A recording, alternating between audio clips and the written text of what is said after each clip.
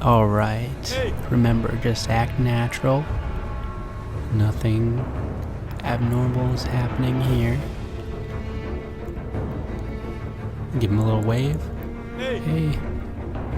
Hey there. Oh, jumping, we're jumping. This is the universal sign of friendship. Yeah, we're just here to help you through this level. Help you back to the start of this level.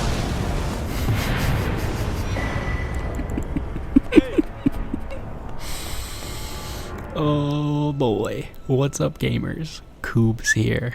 This is a fun one. So this is Unkindled Coral.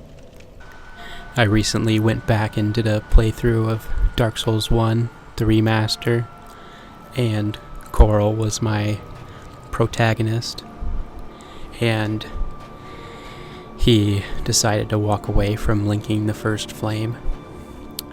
In the lore, the Unkindled ones are those who failed to link the first flame, and so I think objectively, walking away from the first flame, one could say that he failed in linking the flame. So it made sense in my mind that Coral would be an Unkindled one and could also be the protagonist of a playthrough of Dark Souls 3 that I've been doing as well. So Unkindled Coral, I decided to bring him to the Lands Between and have some fun. Now, I'm a bit of a hater. I'll be honest about that. I'm a bit of a hater when it comes to the meta, and it's just kind of, I don't know. There's something about it. If something is meta, quote unquote, I usually kind of stay away from it. It's usually not fun for me. So meta level, whatever you deem meta level, when it comes to PvP in Elden Ring, it's not my favorite place to invade. I have a character who's level 125, quote unquote meta level, and I use that for, if there's any sort of events happening. Sometimes it's nice to have a character that level. There was an Elden Ring charity event that took place last summer that I was a part of, and we wanted characters 125 for that. So having that sort of character in that level range makes sense to have one on hand, but it's not my favorite place to invade. But so how do I spice it up and have some fun with it? I do things that are definitely off meta, like wearing the furled finger trick mirror, I think it's called.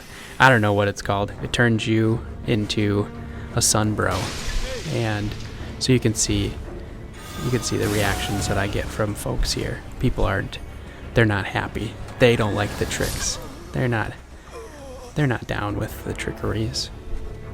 This invasion in the background is, if I had a tier list for my invasions that I've done, this would be an S tier for sure. This is like one of the best invasions. But aside from that, so talking about the meta, it's just my preference. I don't really get down with that as much. Some people really love that stuff. Moonveil, Rivers of Blood, they gobble that up. Give me a win button, or give me 2 win buttons, whatever it might be. I like to just kind of do things a little bit differently. I like to walk my own path, if you will. And so sometimes that means that you lose invasions that you otherwise could have won if you had different things. But it's like, what's the fun in that? I have a lot of fun in my invasions, and I think that that's the main thing that I'm going for. I play this game for fun, and so having fun is super important. So how do I make a fun build? I do fun, weird things, like try to trick people. Look at that. He thought he made it to the site of grace. Ah, he was so close, too. Now he's got to go all the way back to the start. Hopefully he has some friends, though. But so Unkindled Coral, it's just kind of a culmination of a lore invader, if you will. Like he has a backstory. He's a character in this universe, and you can say oh, Dark Souls and Elden Ring, they're actually not related to each other, Koobs. There's actually no relation. Well, have you seen those big old trees in the Elden Beast boss room? Big golden trees. They look an awful lot like some trees that I saw in Dark Souls 1. Look an awful lot like some trees that I saw in a little game called Bloodborne. So, I don't know. You tell me. The lands between seems kind of like pretty open for interpretation, but I'm going to continue to believe that Coral could be here. Because it would break my heart if he wasn't.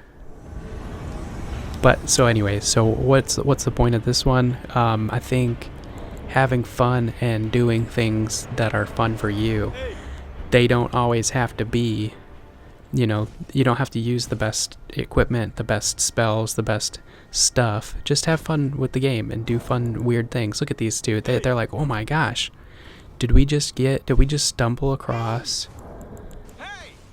a free cooperator? He's gonna help us. He's gonna help us fight the monsters, you know? And it's like, yeah, let's do this. Let's go. And so we've got a little bit of a long con that we can work on here. We're gonna, you know, the power of friendship. Look at this. How trusting these folks are. We'll see how it goes for them. I don't, you know, every invasion, something different. It's a new story. And I get to continue telling Coral's story here. So that's been a lot of fun. When you can focus on your own joy and your own happiness, I think that it really kind of changes your perspective, maybe your outlook on things. If you go into every invasion thinking, I've got to win, I've got to kill the host, I've got to, you know, do the thing and be the best, it's like at a certain point you're going to find yourself disappointed or let down or whatever it might be, because your goal is it's quite ambitious, you know. Things don't always go your way, you know. You can be prepared, you could be really good even, but sometimes it's just, you know, things just don't go in your favor, and that's okay. It's all part of the learning experience. Coming in with a different goal, a different objective maybe, can change your approach and maybe give you different appreciation for the experience that you're having. So I encourage you to just take a moment and think about, like, is this fun for me? Because if you're not having fun, then I think that there's definitely, like, what are you doing then, you know? Because this is, unless you're a professional and this is your livelihood and you're streaming on Twitch and making YouTube content videos and, like, people are expecting you and counting on you to win for their entertainment, which that seems like a lot of pressure just to say that. But, you know, unless that's the case, it's like your only competition is yourself, you know? Like, you define when you lose or when you win something.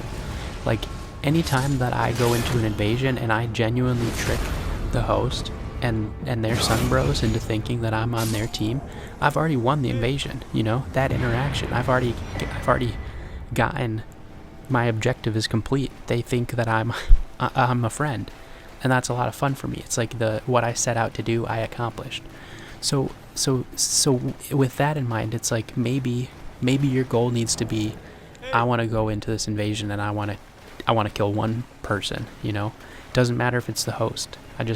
I want to get better, and so I'm going to focus on this phantom and I'm going to try to kill this phantom. And if you do that, then give yourself a pat on the back, regardless of if you win or you lose.